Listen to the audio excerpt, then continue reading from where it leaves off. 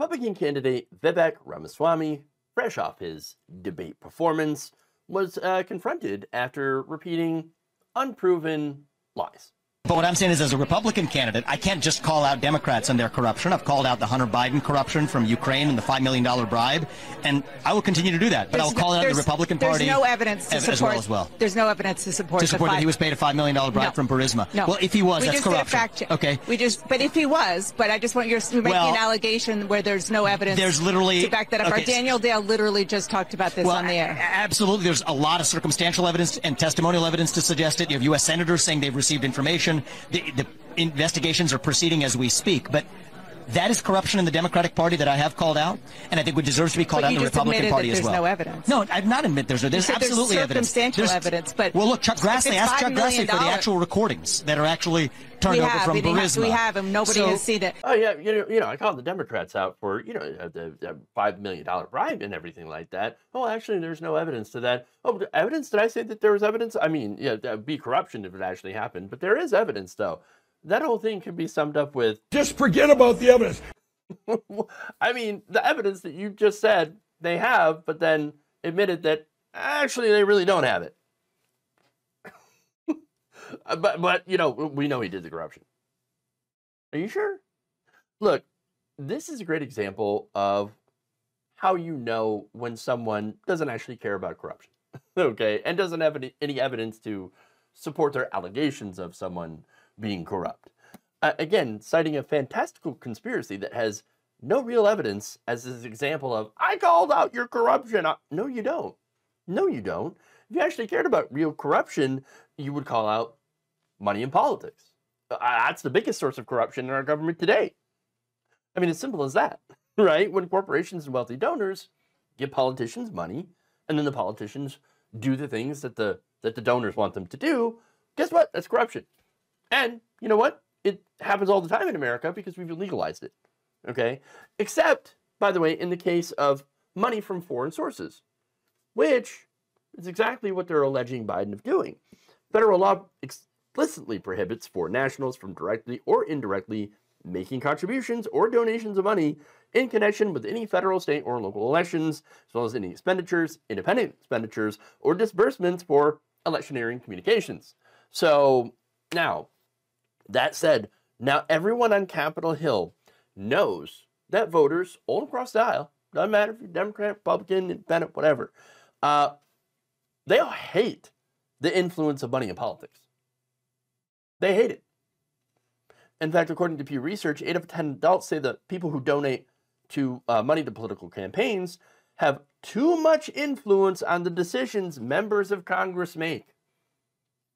That's 80%. 73% say lobbyists and special interest groups have too much influence on our members of Congress. Okay, so, and you have vast, majorities of, again, both parties saying we should do more to curb the influence of money on our politicians, because there's the corruption here. And so you have people, though, like Ramaswamy, who don't want to stop themselves from getting that money, obviously. And so they've decided to claim that, well, Joe Biden and the Democrats are all corrupt, right?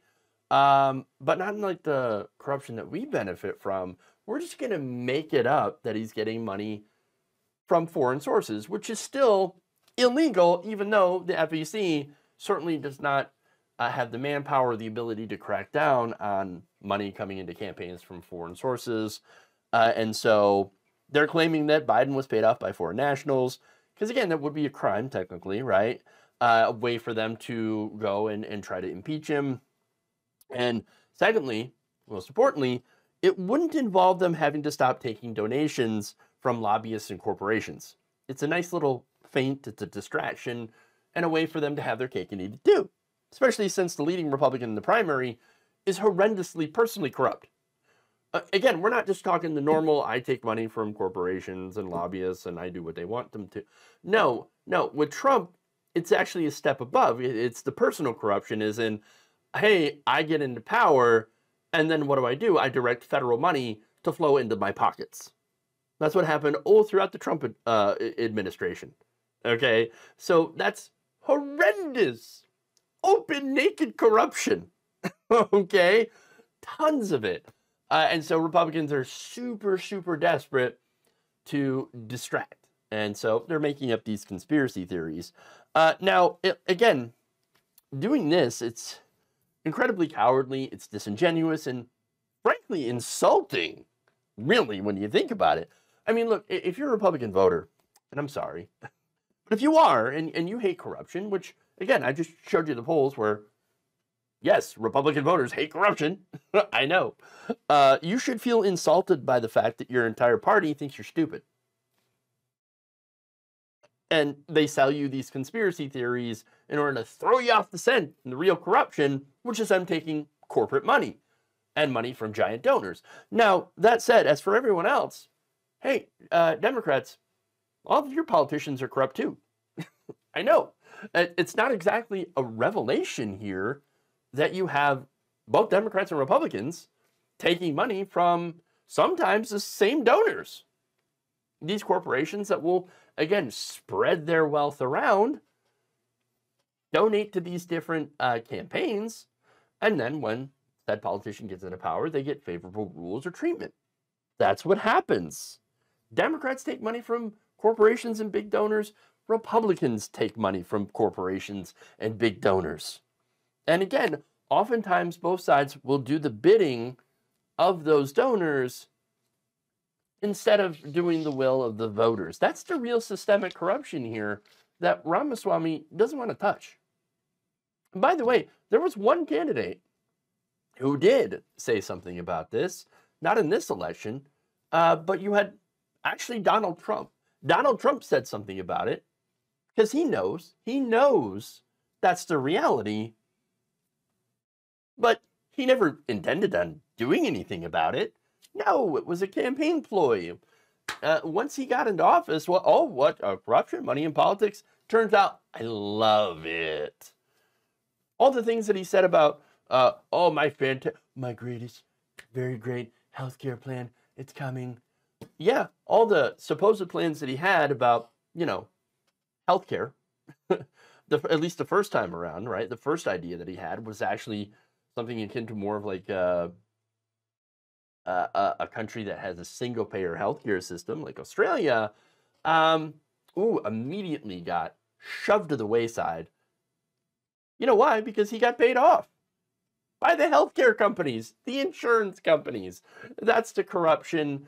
Donald Trump, massively corrupt, but was the only one on the stage to point that out on the Republican side.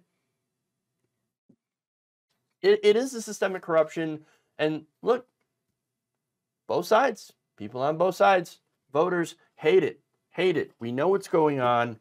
We know that this is what our system allows to happen and encourages. And so I just have to say that unless your politician is actually working to get money out of politics, everything they say about corruption is just empty words. And empty words buy empty suits. The great example here is Ramaswamy when he says, oh, I call out corruption. No, you don't, because you engage in it just like everybody else.